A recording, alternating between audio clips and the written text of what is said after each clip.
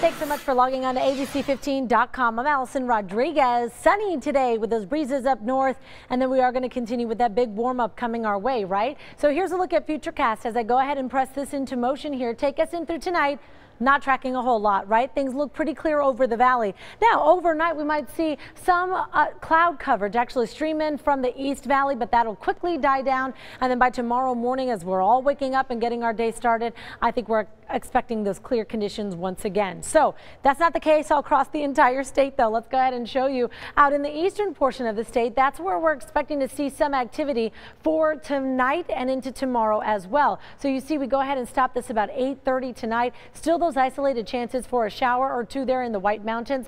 This was what happens overnight. You kind of see that push of clouds from that system there. Could potentially see just a little bit of that tomorrow morning in terms of cloud coverage. But then again, things do clear up for us and we keep those isolated chances out to the east. But most of the valley and most of the state is going to be staying relatively dry. Here's a look at that temperature breakdown. You can see pretty warm as we get into the late afternoon, early evening. 5 o'clock, first pitch for our D-backs. Yeah, that game is going to be exciting. It is going to be a little bit warm if you're going to be heading out to Chase Field, though, so just know that. I know the roof is going to be closed, and so as we're streaming out of the game tonight, about 8, 9 o'clock, I think our temperatures are still going to be in the low 90s, upper 80s, so just be aware of that.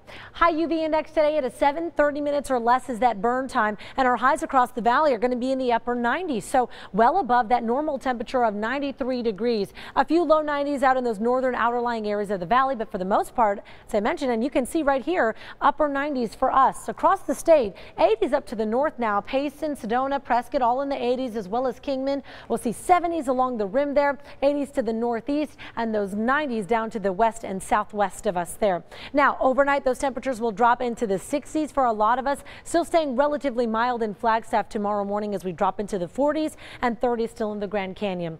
Our lows for tomorrow morning are going to drop into the upper 60s, low 70s, a little bit closer to average for us. So, as you can see, as you wake up tomorrow morning on your Thursday here, things are looking relatively mild, and we are going to warm significantly, though. We are talking 99 degrees by tomorrow, triple digits by your Friday. Your weekend, it is in sight. Today is hump day, right?